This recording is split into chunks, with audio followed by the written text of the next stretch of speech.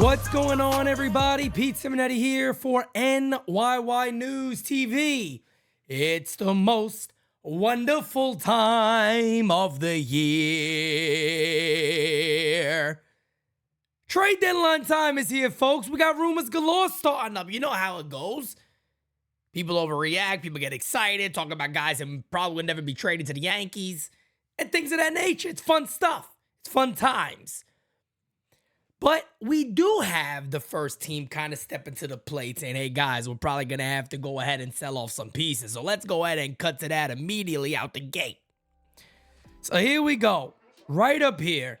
Cardinals president of baseball ops. Right now, I can tell you we're going to trade people. I just don't know if it's going to be household names or more of guys who are just not likely to be here next year. Now, exactly, what does that mean? Well, we know one thing it means is that the Cardinals are open for business. They've had a miserable year. And let me just say this real quick to Cardinals fans. Cardinals have a great organization. They have a very, very good organization, a classy a great fan base. And it does suck, even for baseball in general, that the St. Louis Cardinals have not been a top team in the National League this year. And they do have pieces to move. And look, we are a New York Yankee fan, so immediately we start going ding, ding, ding, ding, ding, ding, ding.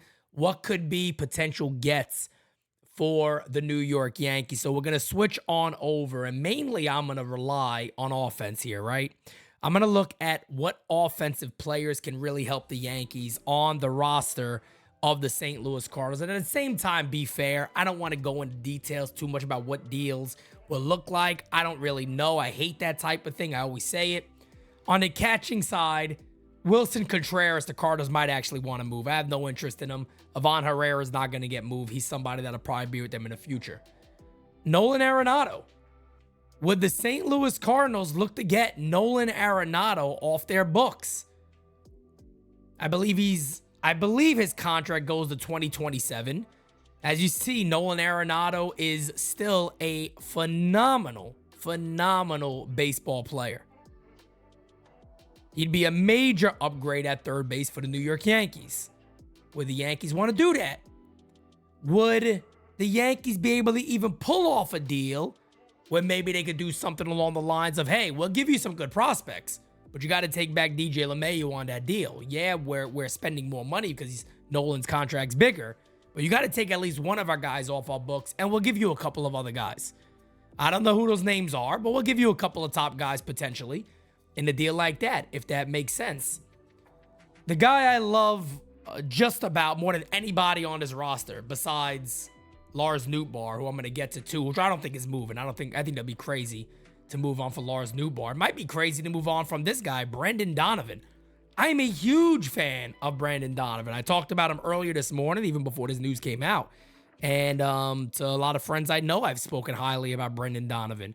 I think this is a guy who would make a huge impact on the New York Yankees lineup, even if it's up top higher in their lineup. A guy that makes great contact. He's only going to get better. He hits for a strong average, hitting .284 in the season, .369 on base percentage, .776 OPS overall. I think he's struck out about 15% of his ABs, 15.1%, 11.5% walk, but he can hit the ball with the best of them.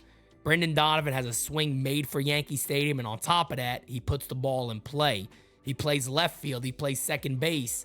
There's multiple positions he plays. He has a good arm for the outfield. Just a guy that could make a real ton of sense for the Yankees. And for a guy like him, I'd be willing to surrender a pretty strong amount to make a deal work. Paul Goldie, I don't think is going anywhere. And the Yankees are already with, of course, Anthony Rizzo. Nolan Gorman, I don't see them moving. And again, Lars Nootbaar to me is like a dream scenario. This is a guy I think the Cardinals are going to build around, or have him help build towards that 24 season. He's having a real breakout year, is Lars Nootbaar. He's hitting .259, 382 slugging, 358 on base percentage, 740. Much better production than last year. He was out for a little bit of time, but there's a lot of things to like about Lars Nootbaar, and I don't see the Cardinals surrendering him. They may not even surrender Brendan Donovan. I just think it's more likely Donovan is a guy that would go more than Nootbaar kind of has that set position, and he could take off there for quite some time. So it is going to be interesting for the New York Yankees. And hearing the Cardinals come out, we're probably waiting on teams like, see if AJ Preller comes out and the Padres get that nod to say, hey, man, some of these guys, sell them off. We don't know if Soto's going to be available. I mean, I think it's still a pipe dream. Even if he does become available, does Brian Cashman make that type of deal? I just think they've already worked out well with the Cardinals. Of course, the Montgomery Bader deal last year. I think Brendan Donovan just makes so much damn sense for the Yankees. It also could make Gleyber Torres a little flexible in the deal if they wanted to go that route to maybe add a left fielder that they're more comfortable with. There's a lot of ways you could go about this. Maybe they trade Gleyber for a third baseman, something, and they kind of rearrange things a little bit, a facelift, a injection of some sorts of making moves work. But the Yankees and Cardinals have done business together before. And I bring that up because Brian Cashman a lot of times likes to stay with teams that he's done business with before. And the Yankees and the Cardinals do match up. If the Cardinals want to add younger players that can help in 2024, Yankees got Warren. Yankees got Everson Pereira. I know Florial could be a throw-in of a guy a team like the Cardinals could just try out for a little while and see what he is. Chaparro. There's a lot of guys at the upper level. I'm not even talking about AA, the big names that we have there. But even at AAA, there's a lot of guys at that level. Everson Pereira, I don't know if I named him, but of course him. There's a lot of guys at that level that can really help out the St. Louis Cardinals almost instantly and build towards that different type of team in 2024. So if I had my eyes on the Cardinals and they told me a couple of these guys are available, first name out my mouth is Brendan Donovan. Doesn't have the big contract with him, puts the ball in play, a lefty bat, everything the Yankees need. Keep your eyes on that name, folks. Brendan Donovan. I have no info on that being anything for real. As you guys know, last year I broke the Montgomery news, the Montas news. Hopefully this year we get a chance to do the same exact thing. Can't ever promise anything. I don't put none out there for clicks, for bullshit.